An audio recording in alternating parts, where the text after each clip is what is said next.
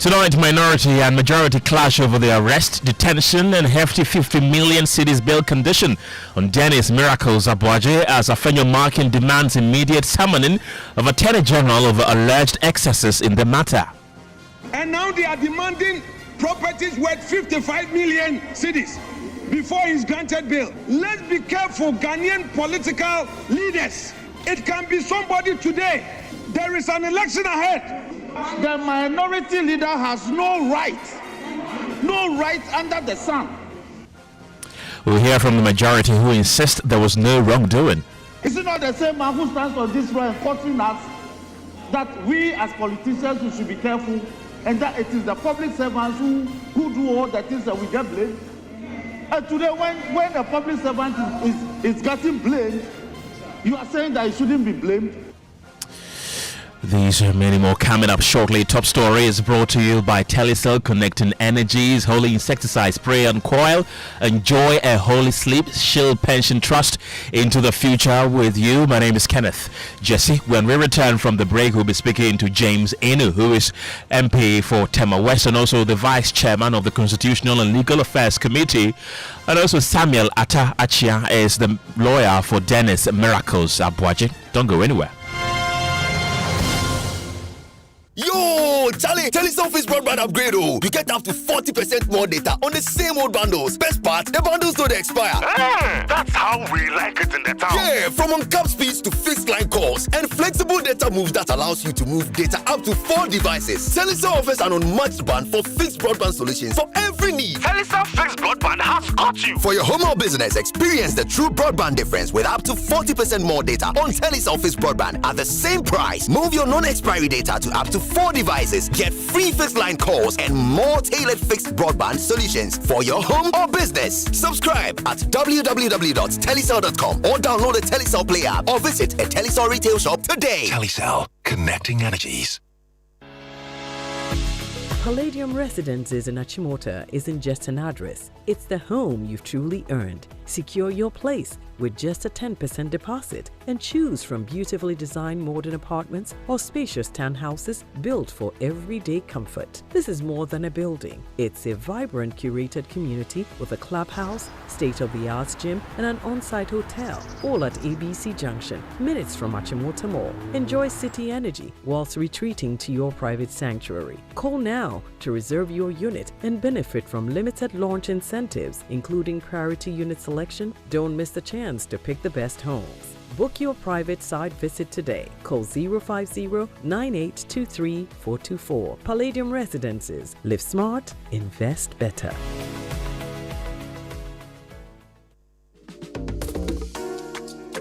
Eno, you know what our father left us when he died? Dates? He left us land, Eno. But Nanayo said the land is his. The court said, come back in 2031. Hey, that's not an inheritance. That's a curse, brother. Real Ejapadia doesn't come with disputes. At Deftraco Woodlands, a 592-acre master plan gated city in Dawenya, your inheritance is waiting. Don't leave your children a court case. Leave them Deftraco Woodlands, the Ejapadia they'll be proud of. Visit woodlands.devtracogroup.com. Call or WhatsApp us today on 0208-732-302. Kofi, I think we need to call them. Deftraco Woodlands, where your roots run deep. Moolah Sports. See the all sharp, no long thing. MoolahSports.com.gh. Instant win, instant cash out. MoolahSports.com.gh. Moolah Sports, we dey run the city. Play, win, cash out. Yes, play and stand a chance to win Moolah at MoolahSports.com.gh. Enjoy premium soccer action, exciting trips on the aviator plane, and exciting spins on all your favorite virtual games. Moolah Sports. More Moolah. Bet responsibly. Gambling can be addictive. Not for persons under 18. This advertisement is regulated by the Gaming Commission of Ghana. Son, we are so proud of you for setting up this hospital. I really love those hospital beds and waiting chairs. By the way, did you import them? No, Dad, I didn't. I actually got them from Kindle Books and Stationery right here in Ghana. Wow. We also bought our office supplies, safes, executive desks and chairs from Kingdom, and they gave us expert advice on how to set up our office. Guys, that makes 3 of us. I also got our sofa and bedroom sets, plus our dining hall furniture for our new home from Kingdom. Wow, Mom, that makes 4 of us. I usually get my stationery items from Kingdom Kingdom, and my teacher also mentioned that our classroom furniture was provided by Kingdom. So there you have it. Whenever you're thinking about setting up an office or acquiring furniture for your home, etc., Kingdom Books and Stationery should be your first port of call. With over 40 years experience in the industry, we stock and supply a wide variety of globally sourced office and home furniture, stationery and equipment. Visit our head office, Takweje, Osu near the Osu Cemetery, Temania Community 4, Takrady opposite Vijay Mays Plaza, Cape Coast University Bookshop, Spintex Road near Absa Bank, Atomic Centerpoint Mall, Winneba University Campus, KNUST, the University Bookshop, and Santasi in Kumasi. You can also visit our shop online, www.kingdomstoreonline.com. Hurry while stock lasts. For further inquiries, contact us on 050-162-0810 or 0302-764-101. Email info@kingdomgh.com. Kingdom Books and Stationery Limited, where quality and affordability is assured. Terms and conditions apply. Welcome to the program. The minority and majority in Parliament have clashed over the arrest, detention, and bail imposed on Dennis Miracles Aboagye. Miracles Aboagye remains in Yoko custody a day after he was granted a 50 million cedis bail with 3 sureties, 2 to be justified. This followed a protest by the party's supporters at the Yoko premises yesterday. The matter took center stage on the floor of Parliament, where the minority leader, Alexander Afenyo-Markin, demanded an immediate appearance of the Attorney General before Parliament to answer to what he describes as excesses of Yoko. Mr. Speaker, what is happening to Miracles Aboagye is not good for our democracy. The Attorney General should come to this house and brief us of the situation there. Yoko will arrest people if the person was in the country, has traveled, he's coming, then in a Rambo style, he's arrested. Mr. Speaker, at the airport, detained for over 3 days. Mr. Speaker, and now they are demanding properties worth 55 million cedis before he's granted bail. Let's be careful, my dear political colleagues. Let's be careful, Ghanaian political leaders. It can be somebody today. There is an election ahead. You can never tell. Don't let us encourage some of these excesses. And when we talk about it, don't look at it with a partisan lens. It can be you. Be careful. Don't ask somebody. He has a wife and children. Already the man was affected by the flood. He lost everything. He's already traumatized. Miracles Aboagye is already traumatized because of the flood. Then to worsen it, you detain him for 3 days and you say if he wants his freedom, he should bring properties worth 50 million cedis. How do you do this? And this is not something that must attract a partisan reaction. It is a human rights issue. The Attorney General must come to this house and brief us on what is happening. Mr. Speaker, it's not good for the politics of our country. Some of my colleagues here, Mr. Speaker, sometimes when they speak on critical issues, they get invitation to Yoko, to BNI, and all of that. We've kept quiet about it. Now it has gotten to our party executives. We shouldn't do this to ourselves. Mr. Speaker, we shouldn't do this to ourselves. That's the minority leader, Alexander Afenyo-Markin there. Let's still stay in the House of Legislature and speak to our resident correspondent, James Avaji. James, the majority held some strong reservations about the submission of the minority leader. What did they say? The Chief Whip Roxy Nelson Dapamakbo objected to a number of the matters raised by the minority leader. He read the statement of Yoko paying particular attention to the 7 offenses listed by Yoko, insisting that the investigative body was doing its legitimate work, and to also suggest that the accused person must bring 50 million cedis to walk away, to walk out on bail, is actually misleading to the public. Speaker, the particular matter that he has referenced, perhaps he hasn't read, and so let me reference the formal response from Iyoko. Because you see, we are members of a community of reading men, and I want him to read. Mr. Speaker, the Iyoko, that's Miracles Aboagye and Gerard Appiah. Faces include conspiracy to steal and stealing, using public office for profit, causing financial loss to the state, dissipation of public funds, defrauding by false pretenses, and money laundering. So, Mr. Speaker, the minority leader has no right.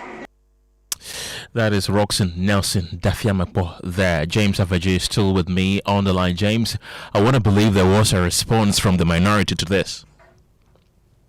Yes, Ken. The majority chief whip in his response, as you may have heard, sought to suggest that the minority leader may not have fully abreast himself with the Iyoko statement. And the minority leader took exception to that and demanded an apology. Chief whip has every right to respond to me if that is his pleasure. But in so doing, much as he himself always admonish others on language use, he has to be measured.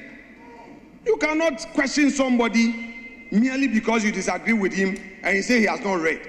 Mr. Speaker, I take serious exception to that statement from him.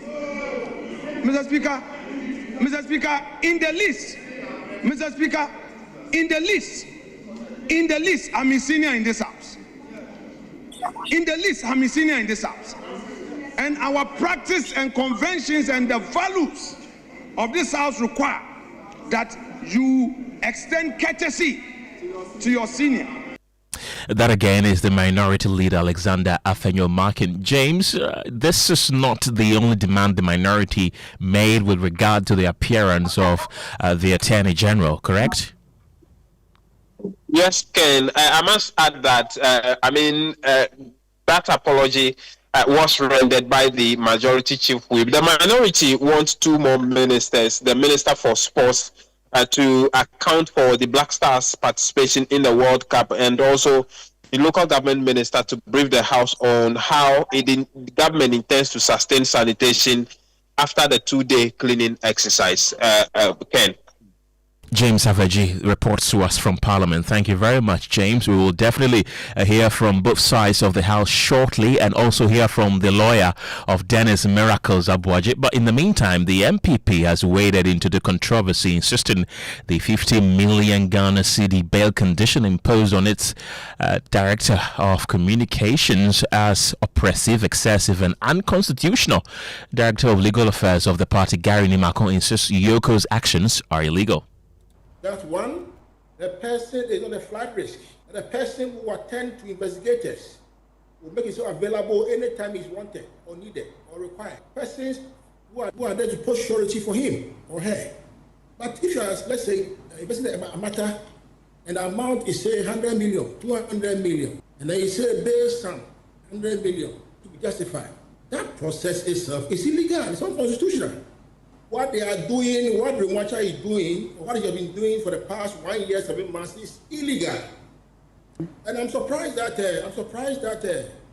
he has lawyers in the chambers, he has Attorney General's office available to him, and he continues doing what he's doing. It's illegal. No court even set bail conditions premised on assumption that you have been charged.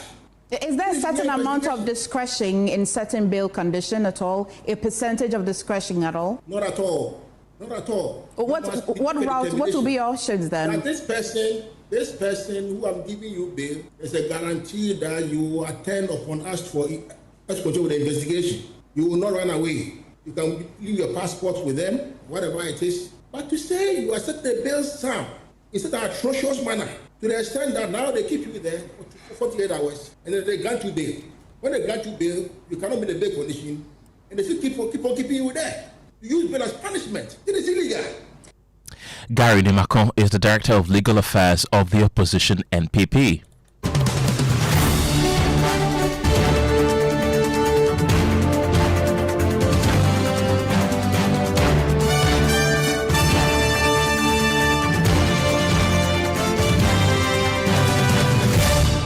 Let's go into the telephone lines right now and speak to Samuel Atachia. He's the lawyer for Dennis Miracles Aboagye. James Enu is also the vice chairman of Parliament's Constitutional and Legal Affairs Committee. Also joining the conversation is John Dako, who is MP for Swami. Gentlemen, thank you very much for your time this evening. Mr. Atachia, I want to begin with you.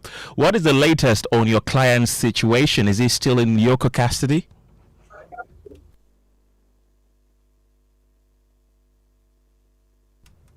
Hello, Samuel Atachia. Do I have you? Yes. Yes. Can you hear me? Yes, I can hear you now. Please tell us the latest hello. on your client's situation. Is he still in Yoko custody? Yes, indeed, he is in custody. And what is HAPCO officials are trying to inspect the properties which are going to be used to secure the humongous bill sum of 50 million, and thereafter he'll be admitted to bail. We understand that earlier today he was taken to his hometown of Latte to inspect his private property. Is that the case? Yes, indeed. And Yes, did you go with him? No, I didn't go with him because of some assignments that had waylaid me. But I believe it's a harmless exercise because, Miracles Aboagye is not a common criminal, please. And when they have this highfalutin posture, that can we dramatize our interrogation? It leaves much to be desired. If somebody is a decent man and he wouldn't go through Togo to come to Ghana, he's going to come through Accra International Airport. You just have to tell him, Miracle, tomorrow morning I need to interrogate you. Can you come with your lawyer? That's all.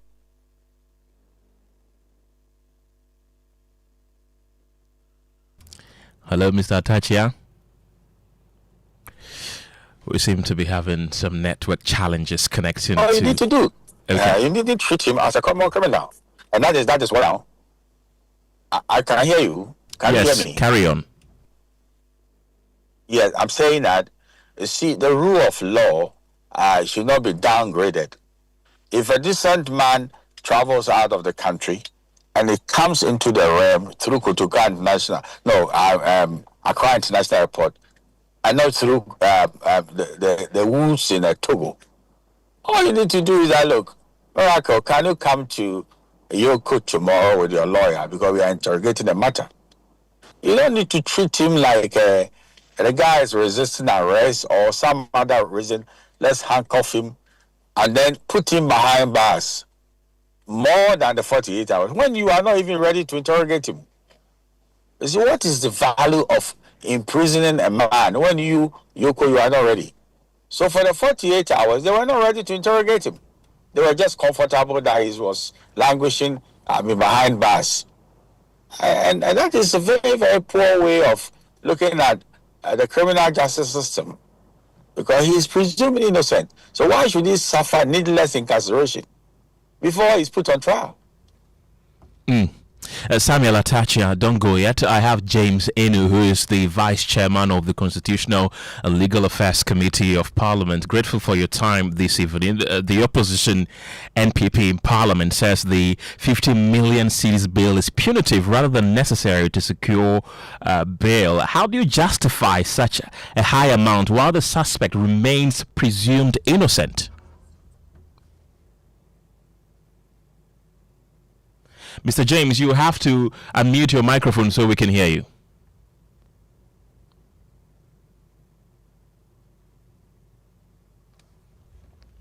Right, we're still working the phone lines to establish better connection to James Enu, who is the Vice Chairman of the Constitutional and Legal Affairs Committee in Parliament. John Dako is also joining the conversation. He's the MP for Swami, a member of the minority in Parliament as well. Mr. Dako, welcome to the program. I want you to respond if you can hear me.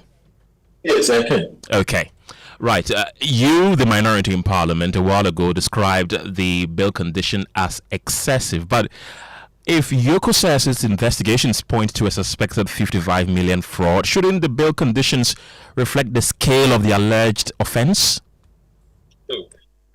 My brother, thank you very much, and good evening to your cherished listeners. Look, I don't understand this jurisprudence that is being put out these days. That when an investigator says they've charged you that you're supposed to be an accused person in a case where $100 million is being investigated, then to secure bail, you need to provide $100 million worth of property to secure bail. Where is this jurisprudence coming from? It is unheard of, and you realize that judges don't do this. When matters appear before judges, they look at the person, the case itself, yes, and they want to see whether when you are asked to come back to court, you'll be able, you will come. And so they look at the stature of the person, the nature of the case. All they are trying to say is that when you are asked to come before the court, you will appear. That's all there is to it. It's not as if that $100 million, or in this particular case, the $50 million surety, when he jumps bail, these particular people can even sell it. All they are saying is that we need this person to be present, and that we need something to show that when he's being called upon, he will appear. And so, to ask somebody to bring this huge sum of money, to bring a property worth this sum of money, is so excessive. And really and truly, the purpose is to continue to keep the person in jail because they know that it's difficult to get this amount of money. Okay, the Remo Archer sitting there, all these my NDC brothers, do they have this year? Yeah. Do they have $50 million? And so to just put this on people who have just been accused, they haven't been convicted, they've been accused. And it may well turn out that when they are sent to court, the prosecution will not be able to make their case. Then what happened to the liberties that were restrained like that? And so we need to be careful in this country. And I think that these investigative bodies, the Yokos and the special prosecutors and all these other bodies, are behaving as if they are even better than the court. Police don't do that. They don't give these huge kinds of bail conditions. And so we need to really interrogate this. Look, as a people, when these things happen to politicians, the politicians on the other side celebrate. We need to be careful. In other jurisdictions, you don't see these things. Let's stop this witch hunt. What is happening to Miracles Aboagye is completely unnecessary. And as everybody has said, as we all know, the gentleman had some. Right, that's John Dakon there. He's the MP for Swami. John, don't go yet. Let's try to establish connection to James Enu one more time. James Enu is the Vice Chairman of the Constitutional and Legal Affairs Committee. Do I have a clear connection to you, Mr. Enu? Thank you very much for having me. Right. I'm sure you can hear me loud and clear. Much better. You just heard your colleague on the minority side accuse the government of trying to just jail Miracles Aboagye due to the amount of bail that has been put on his head. And they say that the 50 million Ghana cedi bail is punitive rather than necessary to secure his bail. How does the majority justify such a high amount while the suspect remains presumed innocent?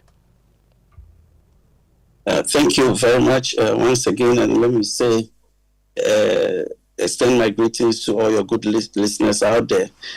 And as we are all aware, this is a matter that is being handled by Iyoko, and the gentleman, the subject matter, has been granted bail in the sum of 50 million Ghana cedis, and the reaction from his lawyers are that those conditions are harsh and excessive.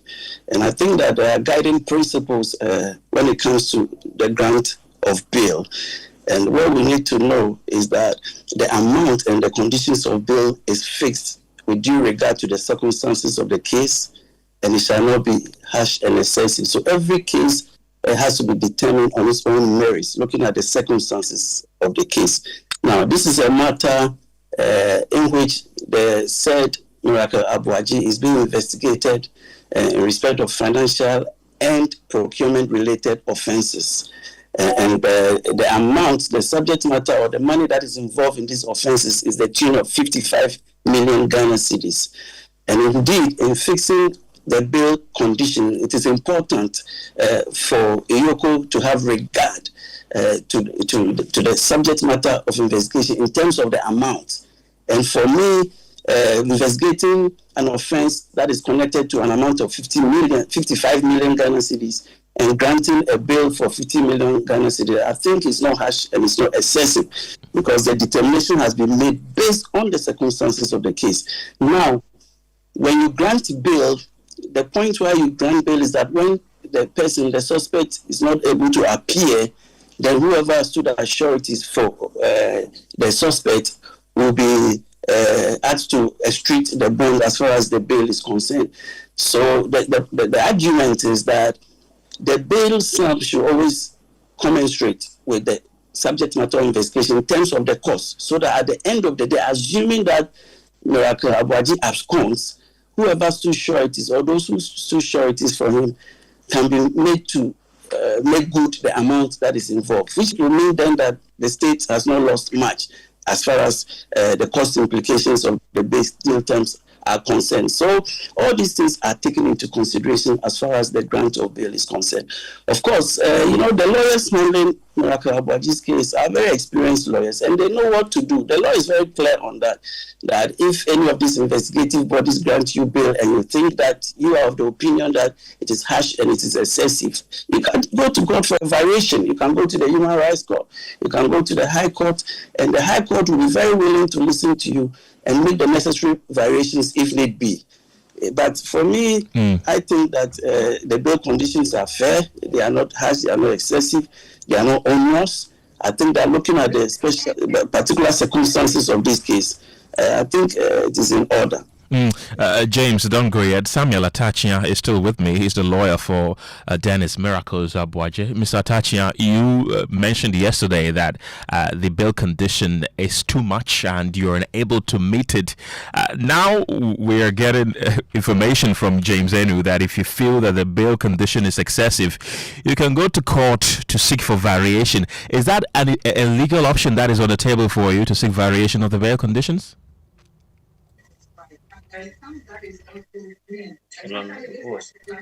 Hello, Samuel Appiah. Can you hear me? I can hear you, sir. Okay, I'm saying that there's even a confusion of thinking relative to bail. This is not the jurisprudence of bail. Read the Constitution. The Constitution says that you impose bail conditions which are reasonably necessary to ensure that when they want to interrogate you at whichever level you are by way of these investigative bodies, you appear, or when they arraign you before a court of law, you appear. So for anybody to surmise that when you are being investigated for, say, 100 million United States dollars, post security to that sum is a poor understanding of what bail is about. Because, you see, it's not a monetary claim. I beg to submit that bail is not a monetary claim on the suspect. Bail is just an arrangement that when they need you to come for investigations or interrogation, you will show up. Because all those who cannot find, with the greatest of respect, 50 million Ghana cedis because they are being investigated by Iyoko will be languishing there. Of course, everybody is sensible enough to know that when you see the 48-hour rule, you can go to the court. You know what that means. What it means is that you now have to file the processes, and then the processes will take some time. The Attorney General will come in to, argue whether or not, the person should be admitted to bail. It's all an abuse of the process. So we can go to court. But when sensible things are staring at us in the face, why don't we engage sensible things? Because what you are saying is that, somebody is being investigated for, excuse me to say, 500 million United States dollars. You should go and bring the White House, so he will have his freedom. You are confusing the meaning of our jurisprudence when it comes to bail. Bail is never about money, with the greatest of respect. Bail is just to say that, can you furnish us with security that when we need you to come over for further interrogation, you come? Or when we arraign you before a court of law, you'll be present. So this is the monumental confusion that Iyoko is suffering. And I pray that the Attorney General should educate Iyoko. as to the meaning of bail. Right. So what next for the lawyers of Dennis Miracles Aboagye now that he seems to be unable to meet the bail conditions? Well, we are ready to meet the bail conditions, albeit wrong, excessive, humongous, and oppressive. Because at the end of the day, what are we looking at? Some very good well-meaning people have said they oppose the security. So the Yoko officials have gone to the field to look at the properties, and thereafter, he should be out of the place. But I'm saying that it's a bad example, because if you are not Dennis Miracles Aboagye, and if you haven't gotten well-meaning people who have properties to that extent, you'll be languishing in jail. And everybody knows that you do not weaponize imprisonment in the name of bail. Do you know that by now? You see, we shouldn't downgrade the rule of law. So I totally, I'm in total disagreement with the submission by the member of parliament saying that, you look at the amount that you are investigating. Do you know what they call it in law? What Yoko is doing is what we call the theory of the investigator. That is his theory. You go into the matter, and what you investigate is not even close to 20 million Ghana cedis. Right, you did indicate that you're doing all you can to meet the bail conditions and that there are inspections of some properties. The indication we got earlier was that it was the property of Dennis Miracles Aboagye that Yoko were inspecting. Aside from Dennis Miracles Aboagye's properties that are being inspected by Yoko, are there other properties belonging to other persons that are being inspected by Yoko to see if they can meet the bail conditions? Yes, sir. The sureties, the sureties will have to show where they live, and also the properties they are using to post the security for the bail. So this is what they are doing, the groundwork. I'm sure it's by now, it's almost getting concluded, so that when they come back to Yoko and say that we are satisfied, the properties actually exist, then he should be, admitted to bail. Are you then confident that your client could meet the conditions and be out of Yoko custody today or latest by tomorrow? I'm only counting on the goodwill of Yoko. Not that I'm confident. You see, because sometimes the shabby treatment they give to, a client, you begin to wonder. I'm asking you, in this civilized environment of President Mahama, a man walks into the realm called Ghana through the Kotoka National Airport. He's not somebody who ran away. So why do you want to treat a man as if he's on the verge of leaving the jurisdiction? So I can only trust in their goodwill, but I pray that this matter should end quickly so that he has his freedom. Whatever the investigation is, they should go ahead with the investigation. But the real stuff is when they elevate this fight into the courtroom. Then you need to go and prove what you are saying against another man beyond reasonable doubt. That is the real task. It's not even the media frenzy or the razzmatazz about the arrest and the rest of it at all. But let's have a very civil and decent environment. If you go to CID headquarters, that's what they do. Sir, you work with Joy FM. We are investigating a matter of 50 million Ghana against you. Tomorrow morning, can you come to the CID headquarters, room 5, second floor, with your lawyer? That is civility and decency. Right, Samuel Atachia, grateful for your time this evening. He's the lawyer for Dennis Miracles Aboagye, and earlier we heard from John Dako, who is MP for Swami and also a member of the minority in Parliament. We also heard from James Enu, who is the MP for Tema West and the Vice Chairman of the Constitutional and Legal Affairs Committee. This has been Top Story. Gemma Appiah is standing by with the headlines for Newsnight. Gemma, what do we have? Tonight's former chairman of the NPP, Paul Afoko, takes on elements in the party who orchestrated his removal from office as he fights off allegations that he was an NDC mole.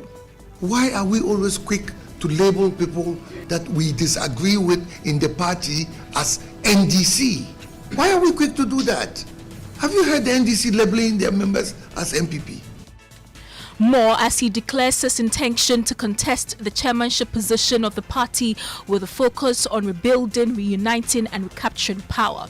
Also, government mounts a spirited comeback amid growing debate over the reintroduction of public tribunal, saying the creation of hundreds of new judicial positions will provide jobs for legal professionals. We are doubling the district cost, at least by 261 new costs. We are also adding 16 new regional tribunals. And the fact that above all this, it also offers employment for people. Exactly.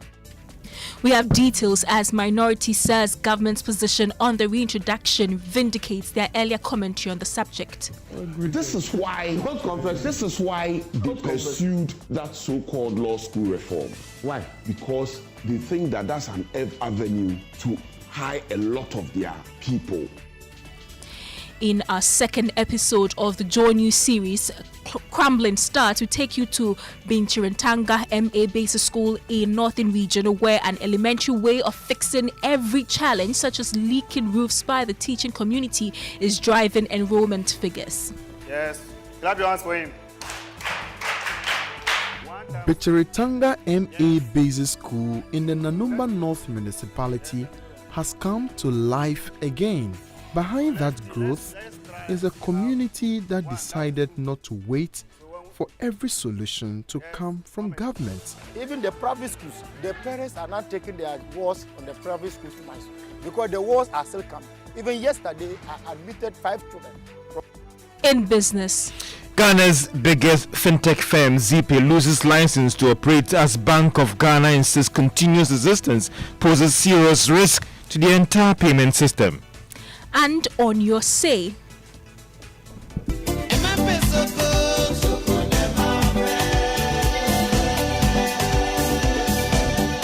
we tell you about the latest UNFPA report that has finally unraveled why young Ghanaians cannot get married and are shying away from kids, although 40% of youth are single.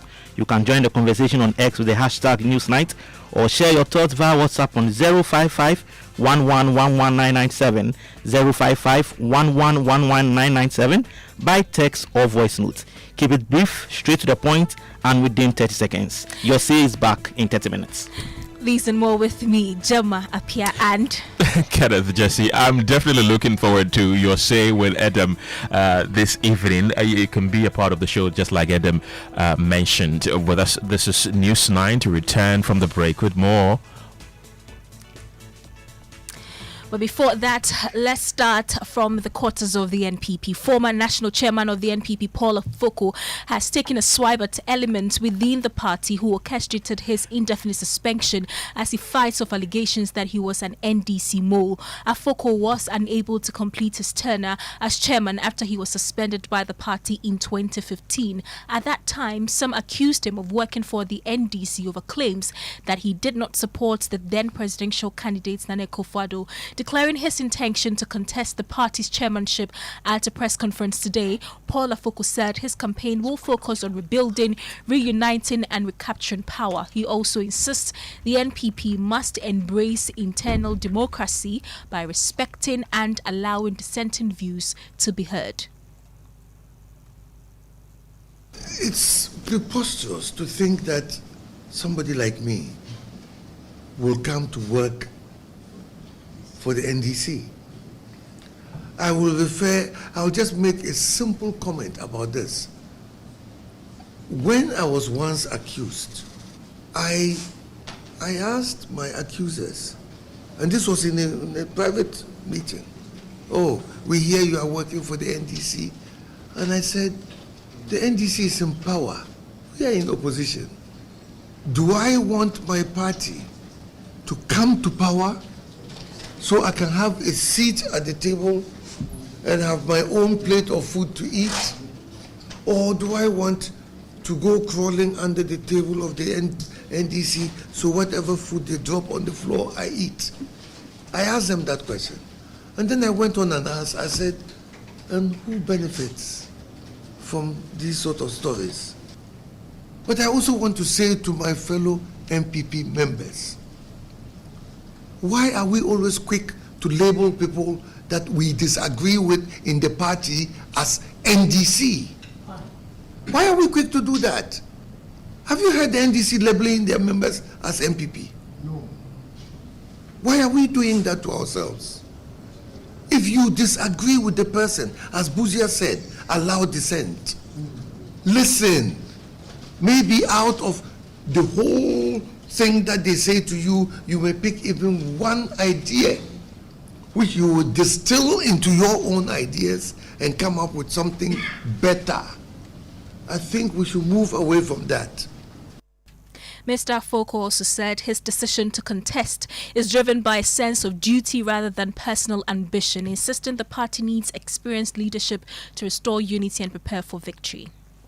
Listen to women, youth, patrons, former executives, former appointees, members of parliament, and parliamentary candidates.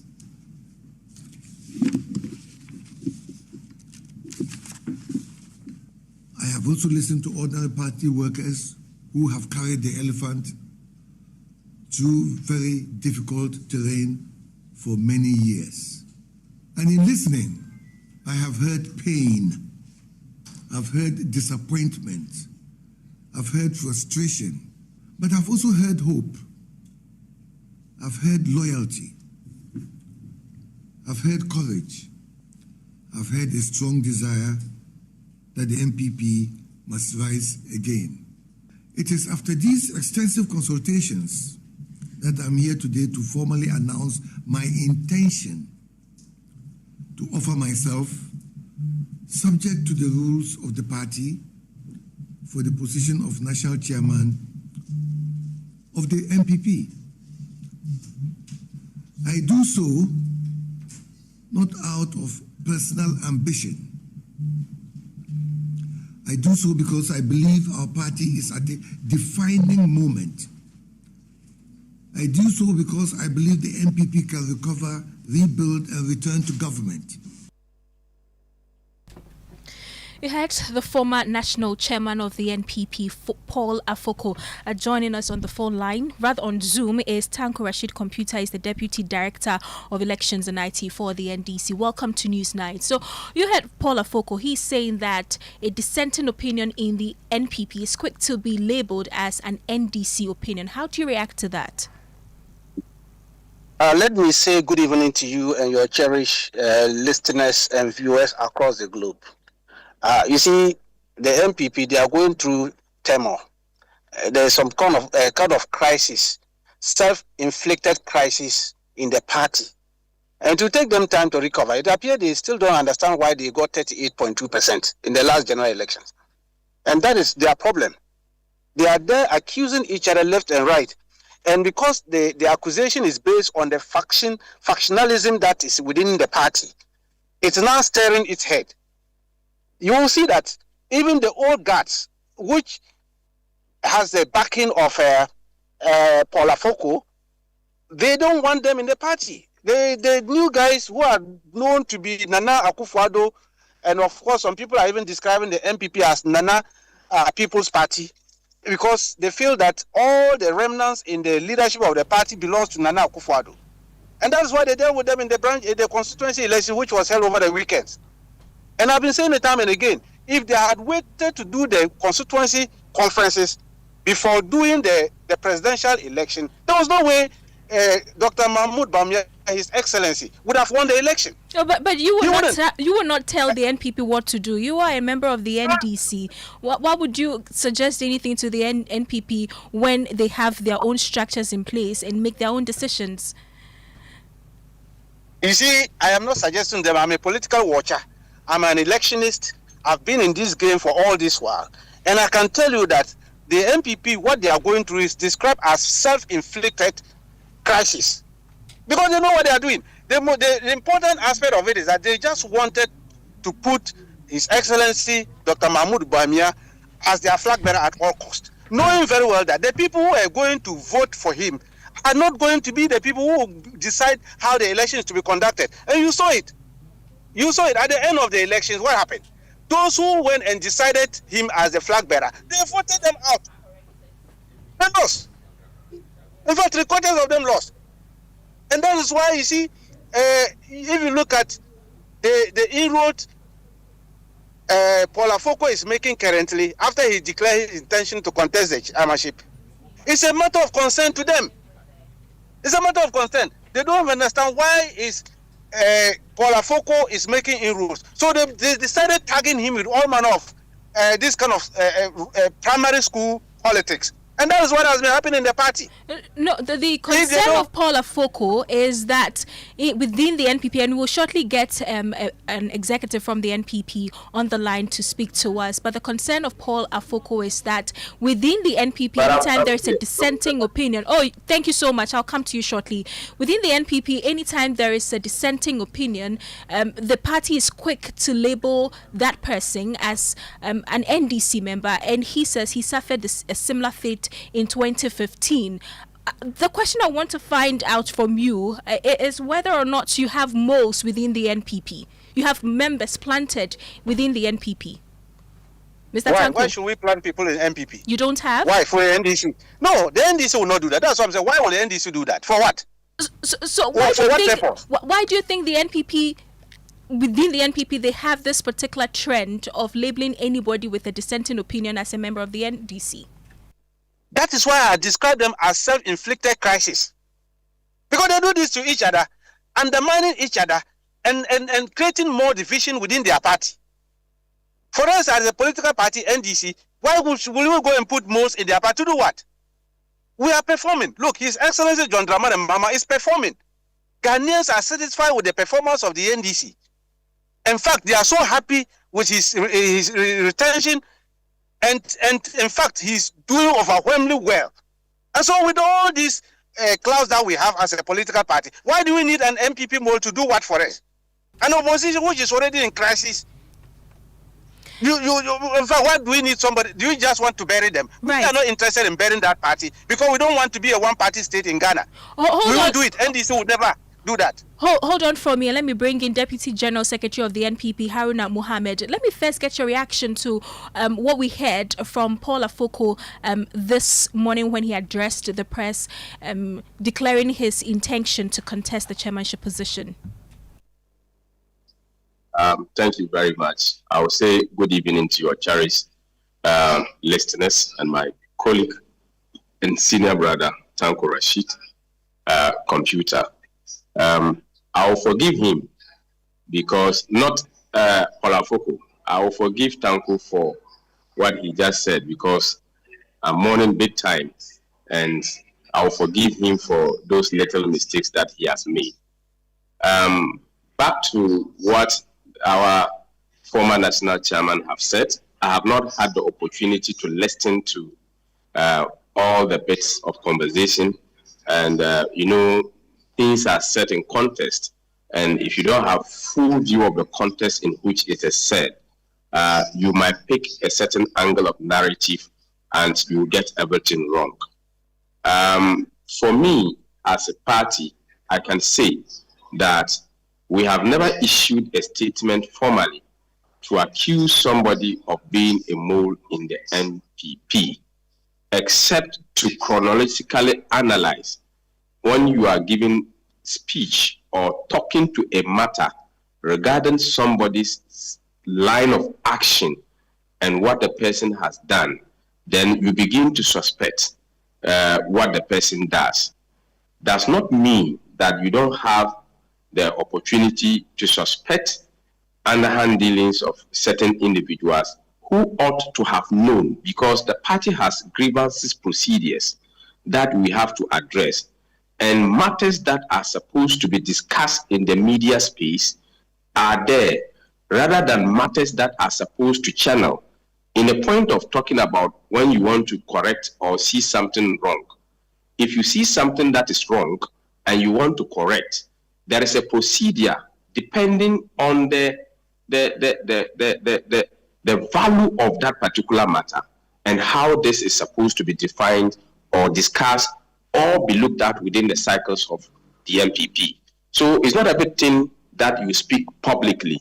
You need to address matters within the party and using the grievances procedure. So I don't know the specific issue. He could be speaking to general matters, and I'm unable to also pick up facts to look at those particular matters because they are not available to me. But as a party, we have not publicly come out to write or state that this person is a mole. Coming back to what Mr. Tanko is saying,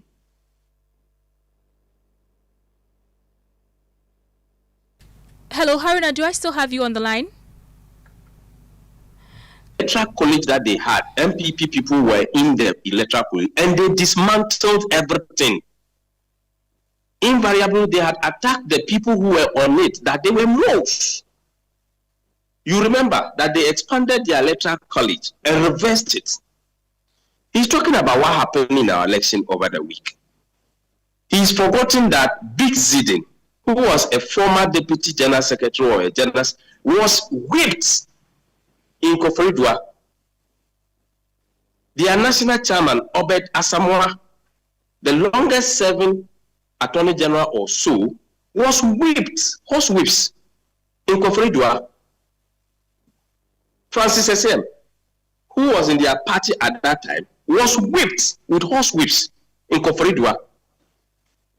In Northern region where he served as director of elections and other portfolios he held, women were beaten and boxed with their mouths swallowing like something. People have been beaten mercilessly in their party, in activities. So if I were him, I wouldn't cite those particular examples. There is no party that accommodates people than the MPP. Mr. Afoko is a staunch member of our party. When it came to his issue, we had to use the grievance procedure to deal with the matter. We did not use horse whips to send him away just like Obed Asamoah. We did not. So at the time, he also raised concerns, Mr. Haruna Mohammed, at the time, he also raised concerns about the procedures that the party was using in addressing the issues raised by people within the party. He at the time said you did not go through the processes, the duly laid down processes to look at the petitions against him. Well, I may not be speaking to that. It's a matter that has passed over time. Right. And I have not heard him say so, and I am unable to respond to that because this is a matter that has been dispensed of, and per the guidelines and all the constitutional, including the national constitution, I think that Mr. Afoko has served his tenure, and I think that when the time is open, he can apply to the New Patriotic Party for admission into contest for national chairman, and the appropriate guidelines and these things will be applied on. I think we have moved on, and Mr. Afoko is a free man and a statesman and a member of the New Patriotic Party. We are grateful for your time. Thank you very much. Haruna Mohammed is the Deputy General Secretary of the NPP. Tanko Rashid Computer is the Deputy Director of Elections and IT for the NDC. We also have Ben Efson. He's a poster and the editor-in-chief of the Daily Dispatch newspaper. He's a man who knows Paul Afoko all too well. Mr. Efson, welcome to the program. This is a man who led the MPP as its chairman briefly until he was suspended. Now he's trying to come back. He says that he's not going to be bitter. He has already consulted former presidents John Agyekum Kufuor, Nana Akufo-Addo, and the party's flag bearer Mahmoud Bawumia. What do you make of his comeback?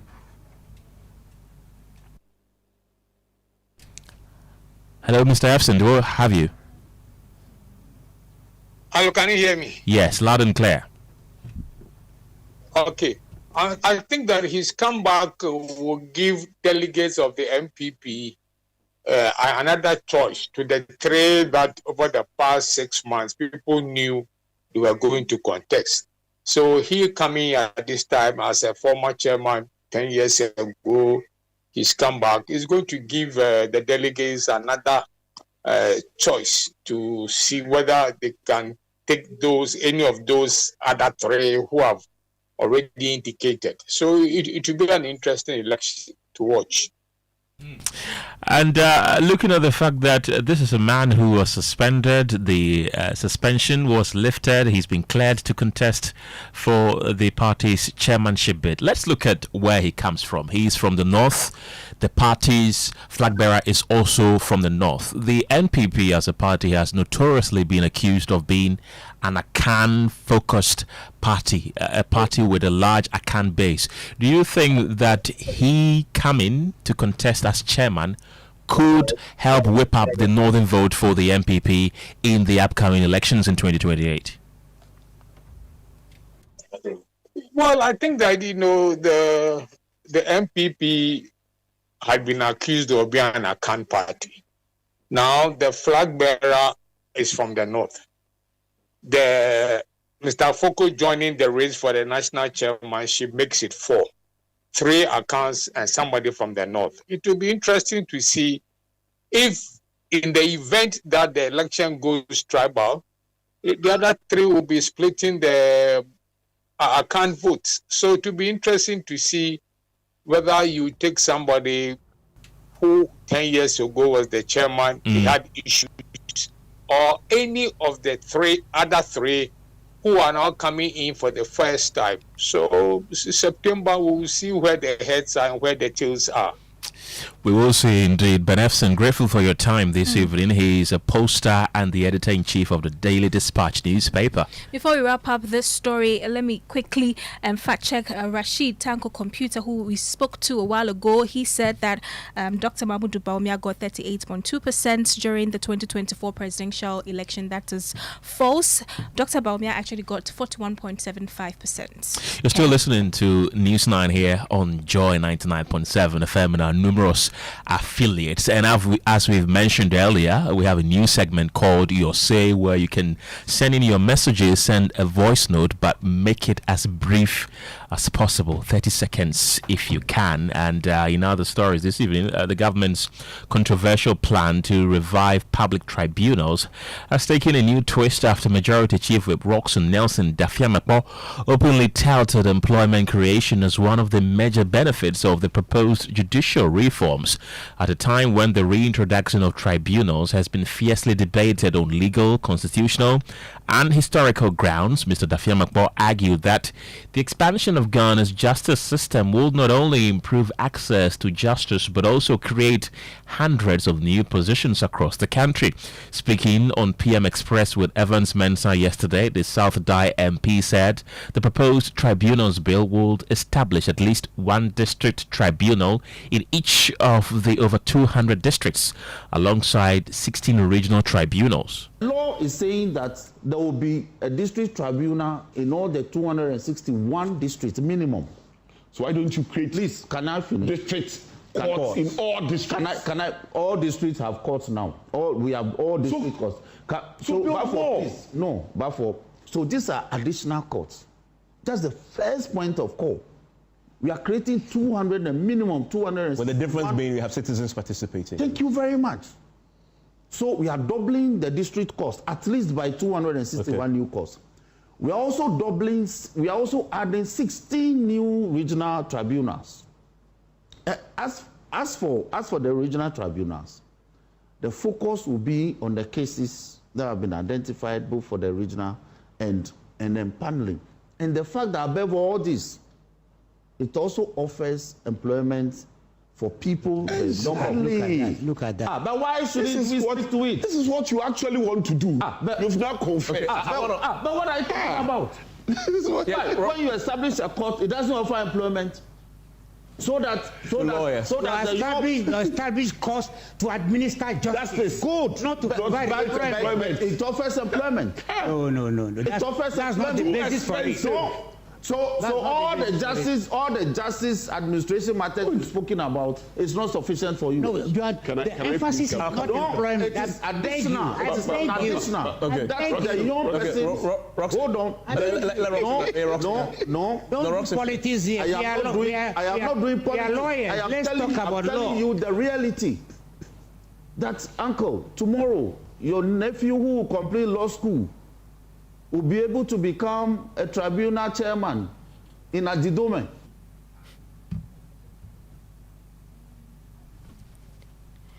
Reacting to the comments, Member of Parliament for Mensah South and Member on Parliament's Constitutional and Legal Affairs Committee, Nane Ejebafo, said the minority had been vindicated by the remarks.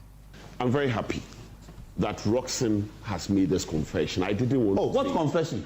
That it is for employment. What confession? This is why what confession? This is why they pursued that so-called law school reform. Why? Because they think that that's an avenue to hire a lot of their people. But that is not the objective behind justice administration. And the bill explicitly forbids politicians and politically affiliated people from being appointed. But you see, when a person comes up to be appointed, you will not know. You will not know. The judiciary is supposed to be independent.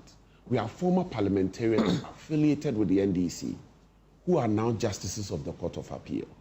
They were once justices of the... don't you have justices of the High Court who are former... Yes. Do you want us on both sides? On both sides. On both sides. On both sides. No, do you want us... No, he concedes. Do you want us to go? No, he concedes. Let him land. Maybe we don't have enough time. How can you say this? He concedes. Roxy doesn't want me to talk. No, you are talking. Proceed. But I'm saying that... Allow me. I'm saying that you have a former regional secretary of the NPP is now a High Court judge. Yeah, he concedes. Please proceed. So don't made that, people from different backgrounds can be appointed, except that at that police there's no politics. Well, a senior lawyer and member of the Bar Council, Sam Okudzeto, insisted the bar was not consulted. He was also on PM Express yesterday. Let's go to Zoom now and speak to lawyer Martin Pebu for his thoughts on this. Welcome to News 9. Could using employment creation as one of the key reasons for reintroducing tribunals open the door for more political interference in the judicial system? Wow. It's not easy to stick out one's neck and be categorical about it, right? That it will lead to increased political interference. Because, you see, it's the case that this is a system we've been operating, which is that High Court judges, etc., are appointed by the president. And we've been living with that for over 32 years in the Fourth Republic. Yeah. And thankfully, so this is the saving grace. We are about to amend the Constitution, and the president will no longer be appointing the Superior Court justices. So let's say, even if these new judges who will be appointed by the current president, hopefully that will be the last. Once we change the Constitution, the system will change. So for me, the greater focus should be on the benefits of the tribunal system, where we are going to benefit from day-to-day trials. It's been institutionalized in the bill. If you look at the second schedule, you see that they say day-to-day, and then they have to finish within 42 days of starting the trial. You remember how we improved the election petition, and now we have a fixed number of days to finish. So, and a whole lot of other benefits of the tribunal system. So I think we should focus on that. It's also good that we are warning the government about political interference. Okay, it's good. So hopefully it won't be so brazen. So the debate is good. The debate is good, but ultimately I think all in all the bill is a good step forward. Martin Pebu, also the concerns of critics is that if you need to adjudicate cases easily, then you should create more courts. Why do you need to introduce or reintroduce tribunals? Well, the thing is that justice emanates from the people. So if you look at the tribunal system, the chairman must necessarily be a lawyer. The two other persons are not necessarily going to be lawyers. So what I'm saying is that this will be an increased number of lay citizens participating in the administration of justice. So to that extent, I wouldn't say that we should totally, write off the tribunal system. It's still in Article 142, 143. Yes, the regional tribunals, they are still in there. And if you go to the Courts Act, it's still part of our law, sections 24, 25, 26, 27, and I think 28. Martin Pebu, we are grateful for your time. He's a private legal practitioner. It's time for business. George Wiafe is here with the latest. George, what do you have for us? Well, Kenneth, coming up, National Petroleum Authority increases price floor for various products, signaling spike in fuel prices from this Thursday, contrary to earlier projection of a drop. And Ghana's biggest fintech firm, ZP, loses license to operate as Bank of Ghana insists their continuous existence poses serious risk to the entire payment system. The business news on Newsnight is brought to you by MTN Business. Welcome to the new world of business. Kingdom Books and Stationery, your number one stop shop for all your office essentials. Pepsodent Herbal and Charcoal. Let's now settle for the details. And to our first story, the National Petroleum Authority has increased the price floor for the various petroleum products that are starting this Thursday, July 16, 2026.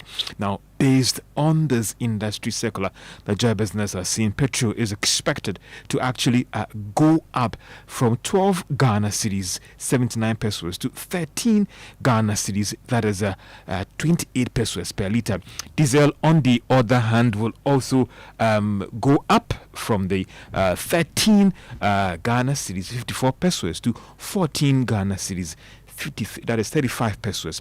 Now, based on these reviews, it is clear that fuel prices would actually go up from this Thursday, contrary to earlier projections that we are going to see a reduction in prices. Based on this industry directive, actually, the price floor, no oil marketing company should be selling below these quotes that the National Petroleum Authority has actually put out. So be prepared to pay more for your fuel when you drive to any service station from this Thursday, rather than seeing a reduction in the various prices.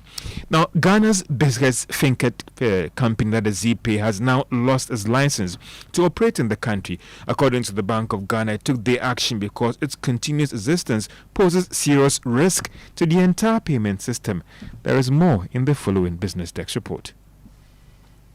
This afternoon moved to formally take over the corporate offices of ZP at Cantonment in Accra to affix the official notice of the license withdrawal at the main entrance of the company's office.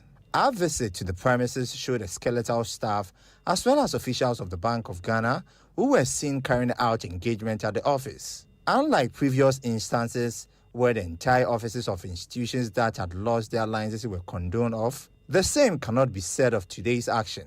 Meanwhile, in a statement, the Bank of Ghana said its decision to revoke ZP's license was based on multiple regulatory breaches and the company's persistent failure to comply with industry directives, as well as the terms and conditions of its license. The central bank added that ZP's non-compliance was detrimental to the interests of its users. ZP received its license to commence operations in Ghana in April 2020.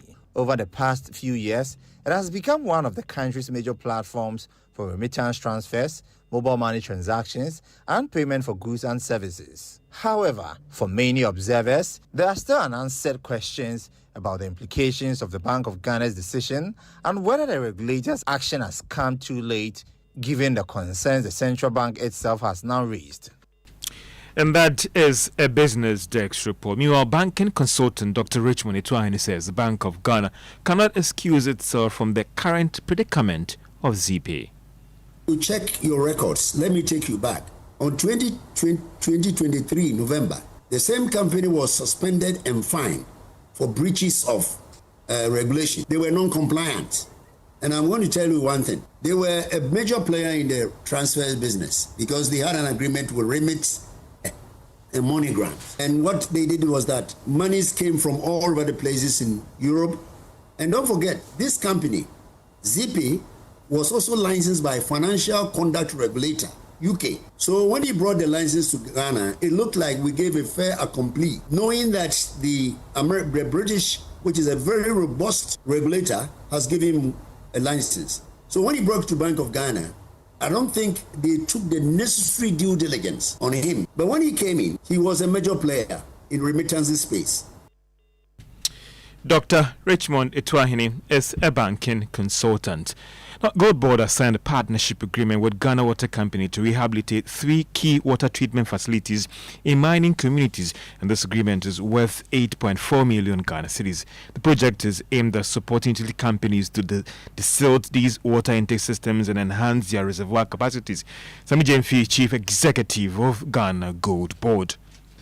Due to budget constraints for the time being, the Ghana Gold Board has decided to adopt a gradualist approach relative to our intention to support the rehabilitation of these critical water treatment plants.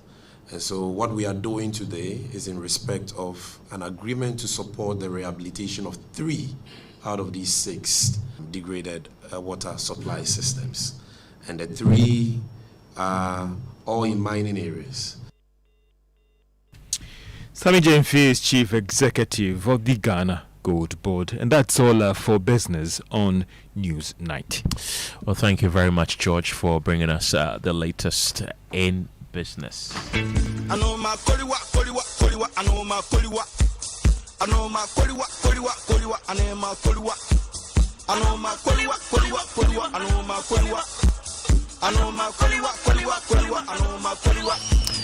It's now time for my favorite segment on the entire bulletin. It's Your Say, and Edem Kojo is in the studio. Edem, what are people saying? Okay, so people are commenting on some of the stories we have done so far. This is coming from Angelo Kojo, where he says, per public administration structures, the proposed tribunal is going to create jobs.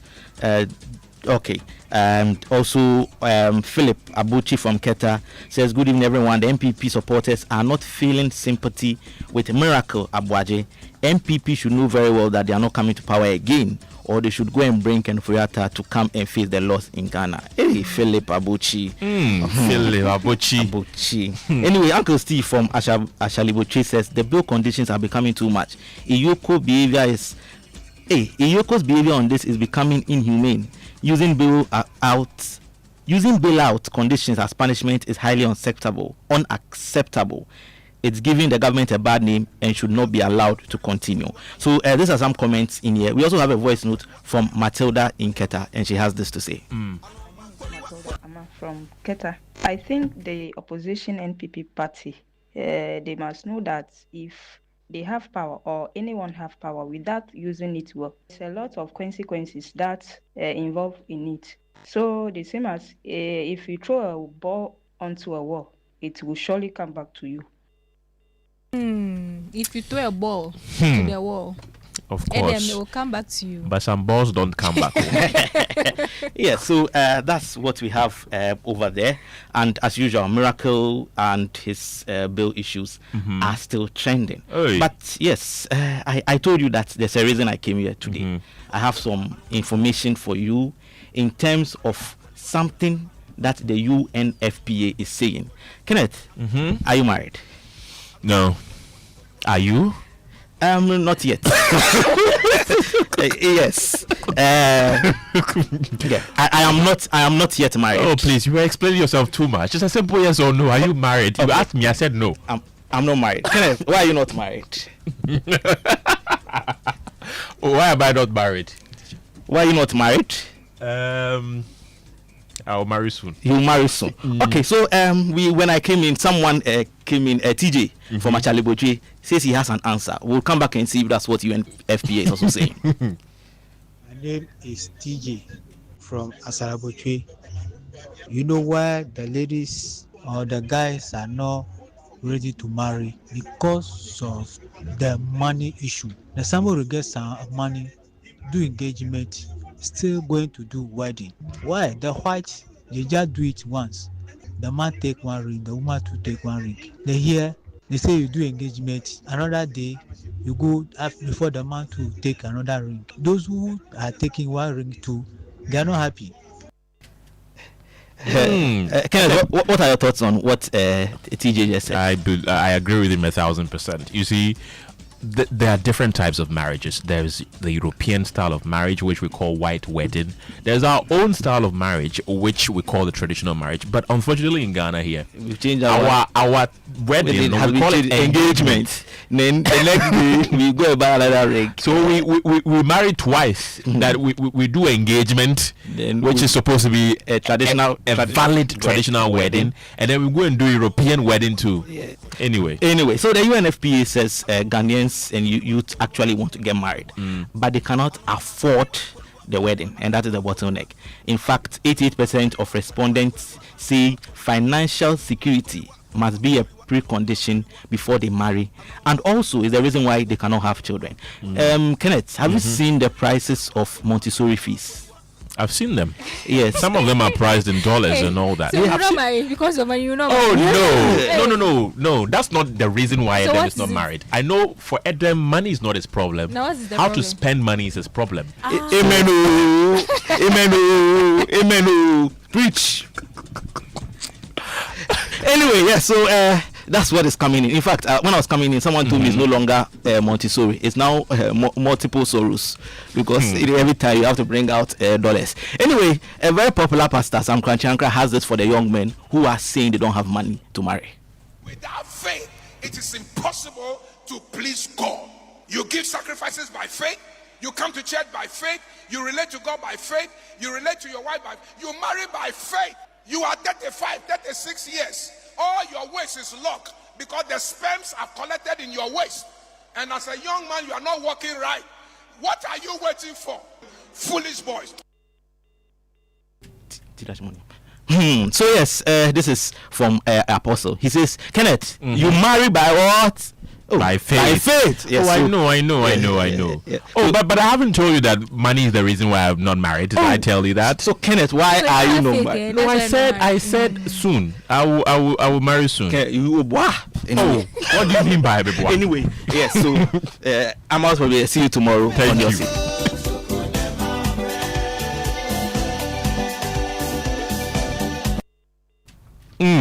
That was Edem Kojo with Your Say. Let's bring you more stories this evening. Cabinet has held its third and final session to consider the government's position paper on proposals for reviewing Ghana's 1992 constitution, and that's according to the government spokesperson Felix Kwachio Fosu in a post on social media. He said the meeting would conclude cabinet's deliberations on the matter. The session follows two earlier cabinet meetings held to examine recommendations submitted by the Constitution Review Committee chaired by Professor H. Kwesi Prempeh.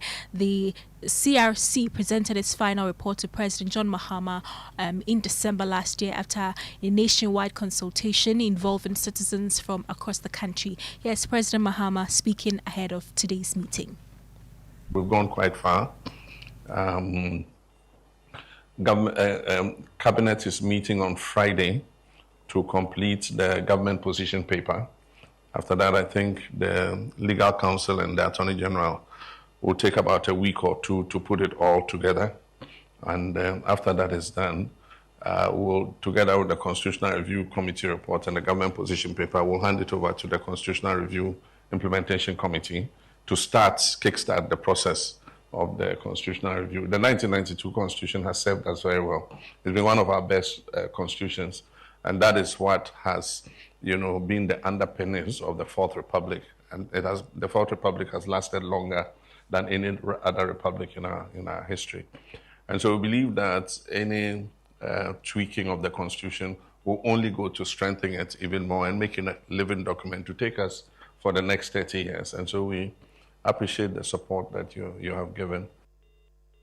That there is President John Mahama. Now, the posting of a new head teacher to Bincheratanga MA Basic School in the Nanumba North Municipality sparked a new partnership between the school and the community.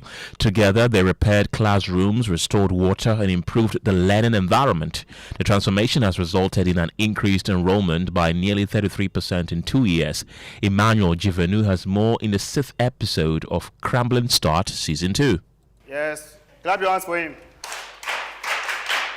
1, Becheretanga MA Basic School in the Nanumba North Municipality has come to life again.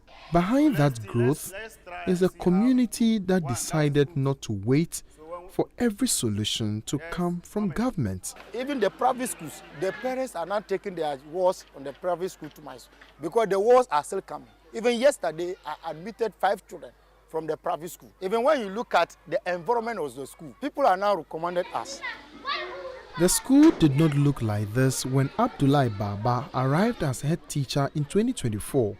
One classroom block had remained without a roof for 4 years. The office and storeroom were damaged, but the new head teacher began with the little the school had. 3,000 Ghana cedi in our cafes. So we use this to mold 20 benches through marker box. And then the other remaining money, this block also too, was also part of it also to roof off. So we use it to roof it. So the parents says, what they have seen me doing, they will also give me a little money, that 23. So that we'll use this to renovate our office. Even if I'm in farm and they need me, I'll leave my farm and come down and solve the problem within the school. Why? Because I'm also educated, but I'm not go far. But my ward, I want them to go to be a president or as any minister or any office holder. Enrollment rose from 478 pupils in 2024 to 578 in 2025. Today, the school has 635 pupils. In the dry season, it's not easy. After furniture, we don't have furniture. The children are lying down on their bed to write. Even if I need 500, if I get 500, I will be okay. The community has rebuilt its school and brought the children back. It now needs government to provide the additional teachers and furniture required to sustain that progress. Emmanuel Jivenu, Joy News, Becheretanga, Nanumba North Municipality, Northern Region. Well, let's get more on this story and speak to the Municipal Chief Executive for the area, Abdul Samid Hamza. Mr. Hamza, welcome to Newsnight. What specific budget has been allocated this year to rehabilitate deprived schools, and when will those projects begin? Any idea? Yes, good evening to our cherished listeners. Yes, I'm Municipal Chief Executive for and I just want to say that Nanumba North is a municipality that is very large in terms of population, landmass, and schools. And I don't dispute the fact that Becheretanga is a community that has so much populated students, and we know, and the vast nature of the municipality. Equally, we have developed also equally a wide range of a wide developmental gap that our government is working to close. For the past 8 years, we haven't seen any infrastructure development in terms of education. And coming to office, as a good man, yes, I do understand the challenges of the municipality, and it will surprise you to know that there are 3 areas we are working on as a municipality.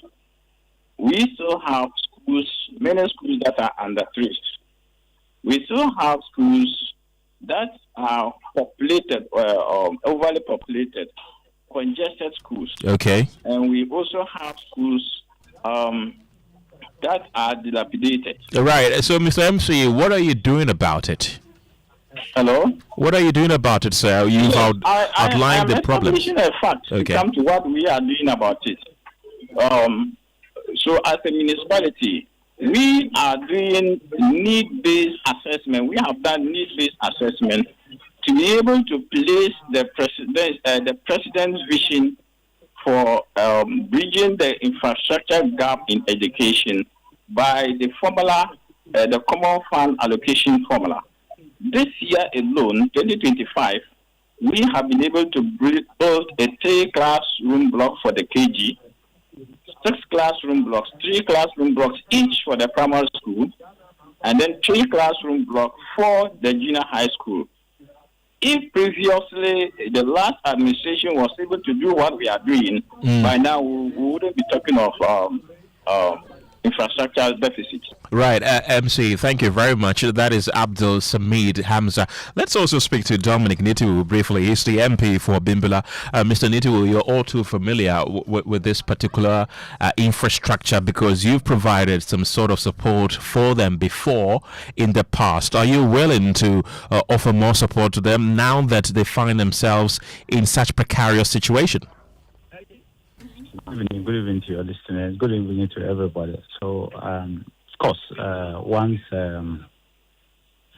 this situation has been brought to my attention, the duty of myself and other stakeholders to assist them. If the community could or the school could assist itself, they will not be in the situation they find themselves. So, I would immediately try to get in touch with the opinion leader, particularly the assemblyman, and then the people in the area, and then see what sort of assistance we can give to the people to remedy the situation. I don't know the extent of the situation, but I'll get in touch and make sure that there's some bit of support for the people. It's very important, but it's not isolated. There are many other schools that have similar problems, but we cannot solve all of them at once. You know, resources are limited, especially to that of a member of parliament. Okay. But I'll try and make sure that the sort of support that they need to remedy the situation, I'll do it. Dominic Nitiwu, we're grateful for your time this evening. He's the MP for Bimbula, and that does it for News Night. Today we are making way for the sports team to bring you live commentary between Spain and France in the semi-final of the World Cup. My name is Kenneth. Gyasi. My name is Gemma Appiah. Have a good evening. Shakira.